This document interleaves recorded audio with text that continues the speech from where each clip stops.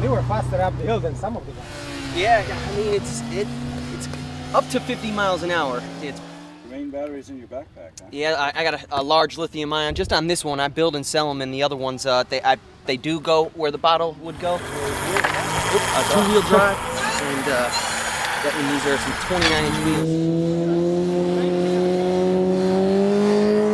So that's just roll, right? Yep.